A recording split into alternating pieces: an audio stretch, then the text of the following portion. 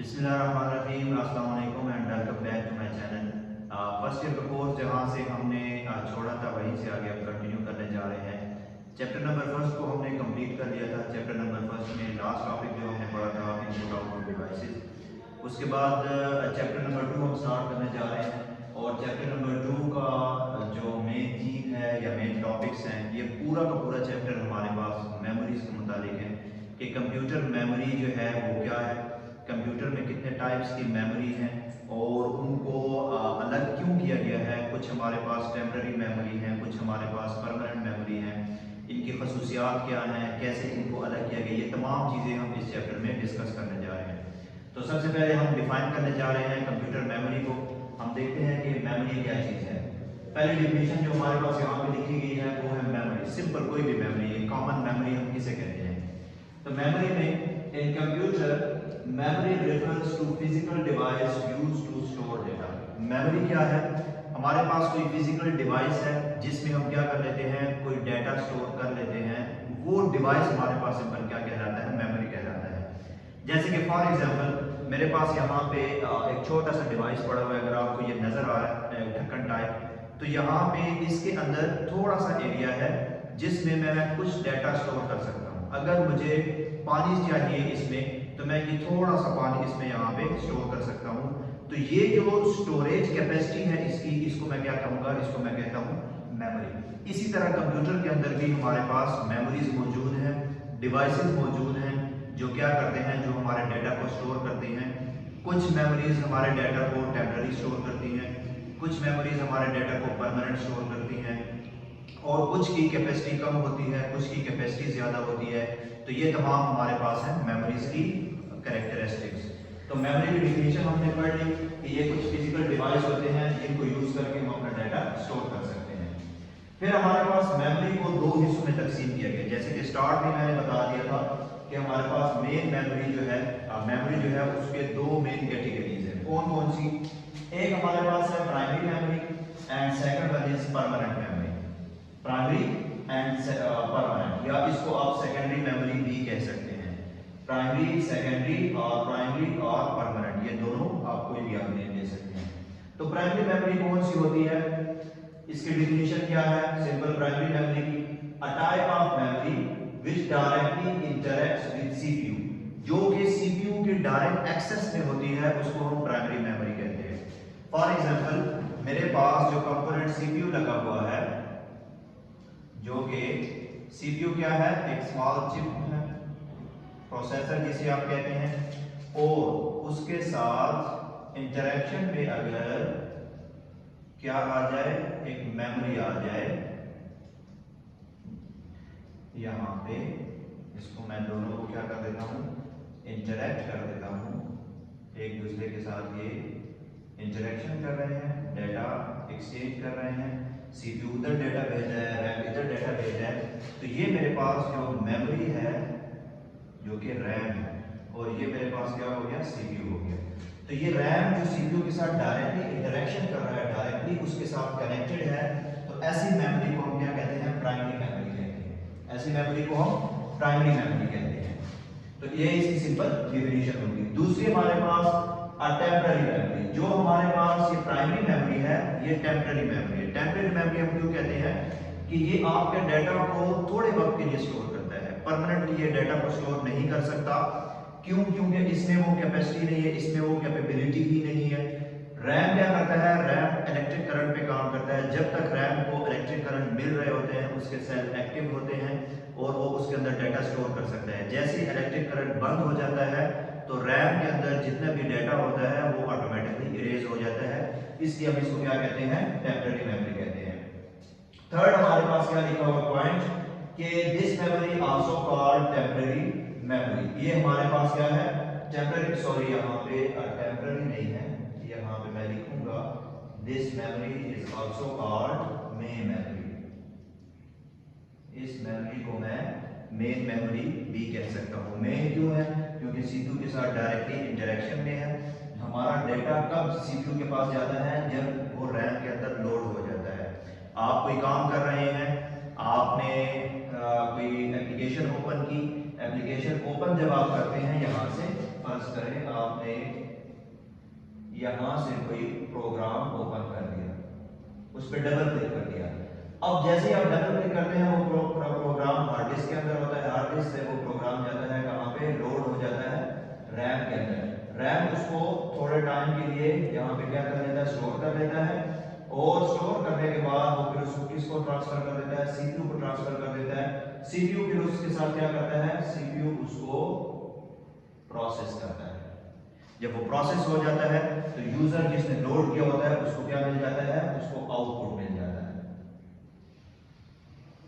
User को output मिल जाता है। तो इसलिए हम कहते हैं कि ये मेन मेमोरी है। क्यों? क्योंकि जो डाटा यूजर ने लोड किया होता है वो तमाम का तमाम पहले लोड होता है किसमें, रैम के अंदर लोड होता है। और इसकी एग्जांपल हमने यहाँ पे लिखी है। एग्जांपल में हमारे पास रैम आ गया, कैशे मेमोरी आ गई और रजिस्टर मेमोरी आ गई, ये तमाम की तमाम हो गए हमारे पास प्राइमरी मेमोरी। अब आते हैं परमानेंट या सेकेंडरी मेमोरी की तरफ। इसकी डिफिनेशन हम देख लेते हैं।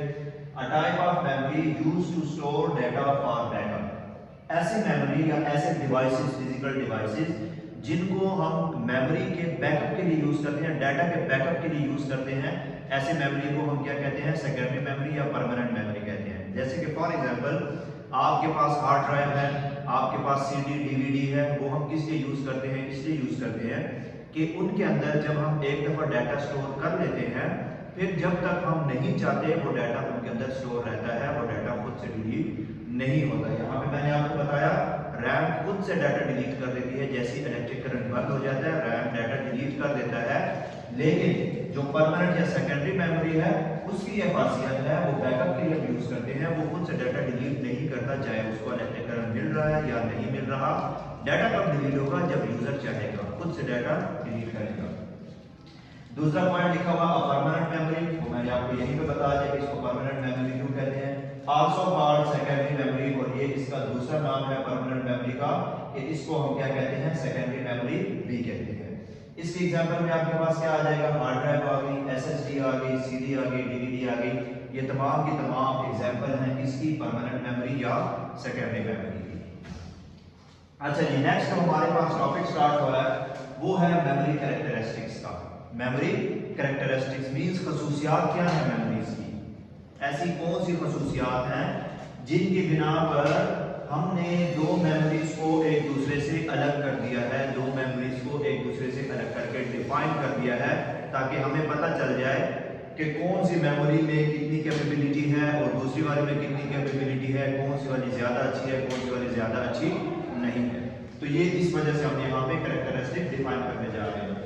तो सबसे पहले मैंने यहाँ पे डिफिनेशन लिखी है एक लाइन में कि कैरेक्टरिस्टिक्स किसे कहते हैं। Characteristics are the properties of any memory, ये किसी भी मेमोरी की प्रॉपर्टीज होती हैं जिनकी बिना पर हम मेमोरीज को एक दूसरे से सेपरेट कर सकते हैं, डिफर कर सकते हैं, इसी को हम कहते हैं कैरेक्टरिस्टिक्स। तो कैरेक्टरिस्टिक्स में सबसे पहला पॉइंट हमारे पास है एक्सेस मोड का। एक्सेस मोड, एक्सेस मोड क्या है? एक्सेस मोड हमारे पास ऐसा पॉइंट होता है या ऐसा प्रोसेस होता है कि आपको फर्ज करें एक टास्क दे दिया जाए कि आप इस वक्त फॉर एग्जांपल इस्लामाबाद में हैं, ठीक है, और आपने कराची जाना है, तो आपके पास जाने के कितने तरीके हैं। आपसे ये कहा जाए कि आपने अगर कराची जाना है तो आप सिर्फ और सिर्फ रेलवे का यूज कर सकते हैं। तो आप मुझे ये बताएं कि रेलवे पे अगर आप इस्लामाबाद से कराची जाते हैं तो आपको कितना टाइम लगेगा, ये चीज। दूसरा, आपको यह ऑप्शन दे दिया जाता है कि आपने इस्लामाबाद से कराची जाना है, आप पे डिपेंड करता है कि आपने कैसे जाना है। अब आपके पास ऑप्शन ज्यादा हो गए, आप रेलवे का यूज कर सकते हैं, आप बस का यूज कर सकते हैं, आप एरोप्लेन का यूज कर सकते हैं। तो रैंडमली आपके पास ऑप्शन क्या हो गए, ज्यादा हो गए। जब हमारे पास ऑप्शन ज्यादा होते हैं और हम पर कोई बाउंड्री नहीं अप्लाई होती, हमें किसी वजह से बाउंड नहीं किया जाता, तो उस चीज को हम क्या कर लेते हैं, उस चीज को हम जल्दी एक्सेस कर लेते हैं, बजाय इसके कि जब आपको टास्क भी दे दिया जाए और साथ में आपको बाउंड भी कर दिया जाए, तो फिर आप उस चीज को जल्दी से एक्सेस नहीं कर सकते। तो इसको हम कहते हैं एक्सेस मोड। एक्सेस मोड की डिफिनेशन हम देख लेते हैं क्या है।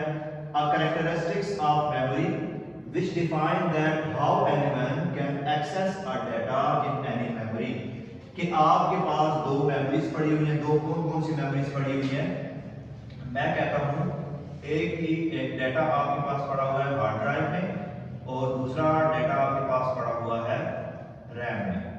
अब एक स्पेसिफिक डाटा आपने हार्ड ड्राइव में एक्सेस करना है तो कैसे एक्सेस करेंगे, एक स्पेसिफिक डाटा आपने रैम के अंदर ओपन करना है तो कैसे ओपन करेंगे, इसको हमने नाम दिया एक्सेस मोड का। तो यहाँ पे हमारे पास सीक्वेंशियल और रैंडम को मैंने यहाँ पे दो पॉइंट्स के साथ एक्सप्लेन किया है कि कैसे अगर आपने हार्ड ड्राइव के अंदर डाटा एक्सेस करना है तो कैसे एक्सेस कर सकते हैं, और रैम के अंदर अगर आपने डाटा एक्सेस करना है तो कैसे कर सकते हैं। इसको रीड करते हैं। सीक्वेंशियल से मुराद मेरा यहाँ पे यही है जो हमने इधर पढ़ा, सेकेंडरी मेमोरी। मैं यहाँ पे लिख देता हूँ, ये हमारे पास हो गई सेकेंडरी मेमोरी जो कि सीक्वेंशियल है। In this, if user wants to access data on fourth location, user will have to first move on 3 locations, skip them, and then will access to the fourth location. Sequential में आप पे bound होते हैं, आप directly किसी भी data को access नहीं कर सकते। अगर आपसे कहा जाए कि आपने चौथे नंबर वाले ट्रैक, फर्ज करें आज से कुछ वक्त पहले जब VCR यूज होते थे, मैग्नेटिक टेप्स यूज होती थी, वो कैसेट्स जो हमारे पास टेप्स के अंदर यूज होती थी, अगर हम उसकी एग्जांपल ले लें तो अगर आपका दिल ये चाह रहा होता कि 5वें नंबर 6ठे नंबर पे जो ट्रैक है, जो सॉन्ग है, आपने वो सुनना है तो आप कैसे सुन सकते थे। हम 6ठे नंबर 5वें नंबर वाले ट्रैक पे या सॉन्ग पे डायरेक्टली हम जंप नहीं कर सकते थे। हमने क्या करना होता, उससे पहले जितने भी ट्रैक होते 1 2 3 4 5 उनको हम स्किप करते। कैसे स्किप करते, या तो हम उसको आहिस्ता आहिस्ता फॉरवर्ड करते क्योंकि हम जंप नहीं कर सकते थे, हम उनको 1x 2x 3x 4x की स्पीड तक चला सकते थे। 4x की स्पीड पे भी हमें वो टाइम देना पड़ता उसको कि कब वो पहला ट्रैक खत्म होता, फिर दूसरा ट्रैक खत्म होता, फिर तीसरा, फिर चौथा, फिर पांचवा, उसके बाद फिर जिस लोकेशन या जिस ट्रैक को हमने सुनना होता था तो वहां पे हम पहुंचते और उसको हम सुन सकते थे। तो यहाँ पे भी वही चीज आपको बता रहे हैं कि इन सीक्वेंशियल में क्या होता है, अगर यूजर ने चौथे नंबर 5वें नंबर या 6ठे नंबर वाले डाटा को एक्सेस करना है तो वो क्या करेगा, पहले मूव होगा कहाँ पे, पहले उससे पहले 6ठे नंबर वाले पे आया अगर तो पहली 5 वाले पे वो क्या करेगा, मूव होगा, उनको स्किप करेगा और फिर 6ठे नंबर वाली लोकेशन पे वो क्या कर सकता है, उसको एक्सेस कर सकता है।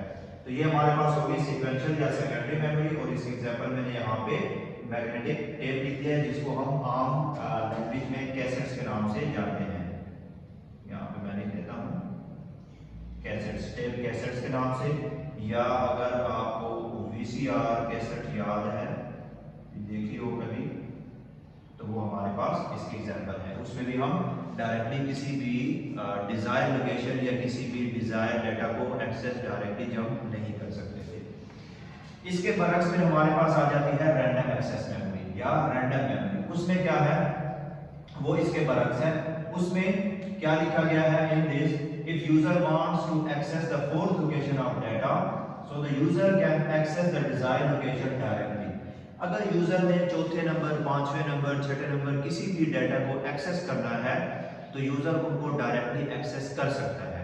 यूजर पे कोई पाबंदी नहीं है कि अगर चौथे नंबर वाले डाटा को उसने एक्सेस करना है तो पहले 3 वाले को वो क्लोज करेगा, नहीं। इसकी एग्जांपल मैं आपको यूं दे देता हूँ, हम मोबाइल में जब 3 से 4 या 5 एप्लीकेशन इकट्ठी ओपन कर लेते हैं, सपोज आपने फेसबुक ओपन कर लिया, साथ में आपने व्हाट्सएप ओपन कर लिया, साथ में आपने इंस्टाग्राम ओपन कर ली और साथ में आपने टिकटॉक ओपन कर ली। अब ये 4 एप्लीकेशन आपने एक वक्त में क्या करनी, ओपन कर ली। इस वक्त आप जो यूज कर रहे हैं करंटली, वो आप टिकटॉक यूज कर रहे हैं, आपको व्हाट्सएप पे मैसेज आ जाता है ऊपर, मतलब नोटिफिकेशन आ जाता है, तो हम क्या करते हैं, हमें ये पाबंदी या हम पे ये बाउंड नहीं है कि व्हाट्सएप आप तब ओपन कर सकते हैं जब आप टिकटॉक क्लोज करेंगे। नो, हमारे पास जो मेन मेन्यू का बटन होता है, हम सिंपल उस पर क्लिक करके डायरेक्टली हमारे पास जो दूसरा बटन है उस पर हम अगर क्लिक करें तो हमारे पास वो टैब्स में चारों ऑप्शन आ जाते हैं और हम डायरेक्टली टिकटॉक से व्हाट्सएप के अंदर जंप कर सकते हैं और व्हाट्सएप पे हम वापस रिस्पॉन्स देंगे। अगर वापस टिकटॉक पे आना चाहें तो टैब का बटन प्रेस करके हम डायरेक्टली व्हाट्सएप से टिकटॉक में जंप कर सकते हैं। तो ये हमारे पास एग्जांपल होती है रैम की, जो कि रैंडम मेमोरी है, जिसमें कोई पाबंदी नहीं होती सीक्वेंशियल की, कोई पाबंदी नहीं होती है एक तरतीब की कि अगर आपने चौथे नंबर वाले डाटा को एक्सेस करना है या चौथे नंबर वाले प्रोग्राम को एक्सेस करना है तो पहले 3 आपको क्लोज करने होंगे। नो, ऐसा कुछ भी नहीं है। अगर आपके पास 10 प्रोग्राम ओपन है और 10 के दरमियान आप बार बार स्विच हो रहे हैं, कहीं भी स्विच हो रहे हैं, तो आप कर सकते हैं। इसकी एग्जांपल में हमारे पास रैम आ सकता है और इसकी एग्जांपल में आप दूसरी एग्जांपल अगर लेना चाहें तो आपके पास कैश मेमोरी भी आ सकता है। ये हमारे पास हो गया एक्सेस मोड जो कि कैरेक्टरिस्टिक है किसका, मेमोरी का पहला। सेकंड कैरेक्टरिस्टिक्स मेरे पास आ जाता है जी एक्सेस टाइम का। एक्सेस टाइम में क्या होता है, पहले इसको रीड कर लेते हैं। A second characteristic of memory which defines that how much time will take a memory for accessing data, कि दूसरी कैरेक्टरिस्टिक्स में वो आपको ये डिफाइन करके देता है कि अगर आपने किसी स्पेसिफिक लोकेशन वाली मेमोरी को या डेटा को एक्सेस करना है तो जो दो मेमोरी हमने यहाँ पे कंपेयर की हैं सीक्वेंशियल और रैंडम, अगर हमने यहाँ पे एक्सेस टाइम में उनको कंपेयर करें तो क्या होगा। जिस तरह की स्टार्ट में मैंने आपको एग्जांपल दी इस्लामाबाद और कराची वाली, कि अगर आपको टास्क भी दिया जाए और साथ में आप पे बाउंड भी किया जाए कि आपने इस्लामाबाद में है और आपने जाना है कराची, यहाँ पे आपके पास क्या पड़ा हुआ है, डाटा पड़ा हुआ है और ये डाटा आपने लेकर आना है और आपसे कहा जाए कि आप सिर्फ रेलवे यूज करेंगे, तो इस्लामाबाद से कराची अगर आप रेलवे यूज करते हैं इस डाटा के लिए तो आपको कितना टाइम लगेगा। सपोज मैं कहता हूं 2 और 3 डेज लगते हैं, ठीक है। अब दूसरा टास्क आपको साथ में ये दिया जाए कि ठीक है आप इस्लामाबाद में हैं और आपने डाटा उठाना है कहां से, कराची से उठाना है, यहां पे डाटा पड़ा हुआ है और आपसे ये कहा जाए कि आपके पास ऑप्शंस हैं, जिस मर्जी रास्ते से जाएं। आपके पास ऑप्शन है रेलवे का, आपके पास ऑप्शन है एरोप्लेन का, आपके पास ऑप्शन है बस का, आपके पास मल्टीपल ऑप्शन है। आप पे डिपेंड करता है कि आप कौन से वाले ऑप्शन को चूज करते हैं और चूज करके आप यहां से डाटा को एक्सेस करें और वापस लेकर आए। अब यहाँ पे हमें क्या लग रहे हैं, 2 से 3 दिन लग रहे हैं अगर ऑप्शन 1 है, लेकिन यहाँ पे अगर ऑप्शन ज्यादा है तो हमें इस डेटा को एक्सेस करने में कितना टाइम लगेगा। अगर मैं एरोप्लेन को यूज करता हूँ तो इस्लामाबाद से कराची मुझे 1 से 2 घंटे लग जाएंगे, यही है, ठीक है। अगर रेलवे यूज करता हूँ, अगर बस यूज करता हूँ तो मुझे 1 दिन लग जाएगा, ठीक हो गया। तो इसी तरह एक्सेस टाइम में हम ये डिफाइन करते हैं कि जो डाटा हमने किसी स्पेसिफिक लोकेशन पे एक्सेस करना है तो वो कितना टाइम लेता है। जैसा कि अगर इसकी एग्जांपल में आपको दोबारा आपको इसी एग्जांपल में ले आऊं कि जो कैसेट होती है, मैग्नेटिक टेप जो होती है, उसमें 6 नंबर वाला गाना आपने सुनना है और पहले 5 गाने आप क्रॉस नहीं कर सकते, मतलब उनसे आप जंप नहीं कर सकते और आपने 6 नंबर वाले गाने तक पहुंचना है तो आपको कितना टाइम लगेगा। हम अगर एक गाने की लेंथ ले लेते हैं या टाइम ले लेते हैं, मैं कहता हूँ एक गाना 6 मिनट का है और आपने पहुंचना है कौन सी लोकेशन पे, 6 नंबर वाली लोकेशन पे पहुंचना है। अगर एक गाना 6 नंबर का है और 6 मिनट का है तो 6 × 5 कितना हो गया, 30 मिनट्स। तो आप 30 मिनट्स बाद क्या होंगे, 6 नंबर वाले गाने तक पहुंचेंगे। ये होता है सीक्वेंशियल में, जब आपने डेटा को एक्सेस करना है तो कितना टाइम लगेगा। लेकिन अगर हमने रैंडम के अंदर डेटा को एक्सेस करना है, जिस तरह मैंने आपको दूसरी एग्जांपल दी कि आपने एक तरफ टिकटॉक ओपन की हुई है, दूसरी तरफ आपने व्हाट्सएप ओपन किया हुआ है, साथ में आपने इंस्टा यूज किया हुआ है और यहाँ पे आपने फेसबुक यूज किया। अब 4 एप्लीकेशन करंटली आप यूज कर रहे हैं, आपने सब पे एक दफा क्लिक कर दिया है, वो आपके पास ओपन हो गया है, वो प्रोसेस हो गया है, वो रैम के अंदर लोडेड है, आप इस वक्त यूज कर रहे हैं टिकटॉक, ठीक है। टिकटॉक आप चला रहे हैं, आप वीडियो देख रहे हैं, अचानक से आपके व्हाट्सएप पे कोई मैसेज आ जाता है, कोई नोटिफिकेशन आ जाता है, तो टिकटॉक से व्हाट्सएप पे स्विच होने में आपको कितना टाइम लगता है?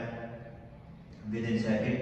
आप 1 सेकंड के अंदर अंदर व्हाट्सएप को स्विच कर देते हैं, व्हाट्सएप एक्सेस कर लेते हैं और वहां से आप क्या कर लेते हैं? रिस्पॉन्स दे देते हैं।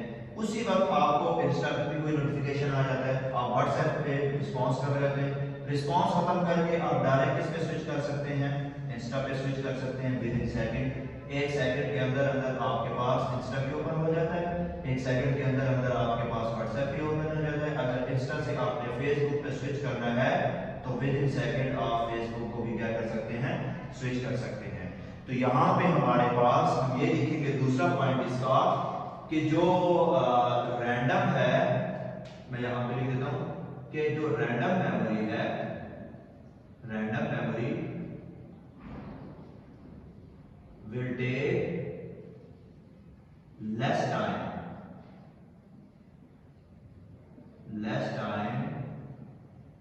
to access any data। किसी भी डाटा को एक्सेस करना है अगर रैंडम में तो वो बहुत कम टाइम लेता है, जैसे कि हमने यहां पे देखा। लेकिन अगर आप सीक्वेंशियल में, जैसे वो कैसेट की एग्जांपल मैंने यहां पे ली, तो हम इसका क्या लिखेंगे कि sequential will take more time to access any data. Sequential क्या करेगा? सीक्वेंशियल में टाइम ज्यादा लग जाता है जब आप किसी खास या किसी स्पेसिफिक डाटा को एक्सेस करना चाहते हैं, लेकिन रैंडम उसके बिल्कुल बरक्स है, विद इन सेकंड वो आपको स्विच कर देता है एक प्रोग्राम से दूसरे प्रोग्राम के अंदर। तो ये था हमारा आज का टॉपिक जिसमें हमने देखा कि कंप्यूटर मेमोरी क्या है, कंप्यूटर मेमोरी की मेन कैटेगरी जो है वो कौन कौन सी हैं और उन मेन कैटेगरी को किन कैरेक्टरिस्टिक्स की बिना पर एक दूसरे से अलग किया गया है। तो आई होप कि समझ आई होगी। हमने यहाँ पे आज की वीडियो में सिर्फ 2 कैरेक्टरिस्टिक्स डिस्कस किए हैं। इंशाल्लाह अगली वीडियो में हम मज़ीद कैरेक्टरिस्टिक्स डिस्कस करेंगे। तब तक के लिए अल्लाह हाफ़िज़।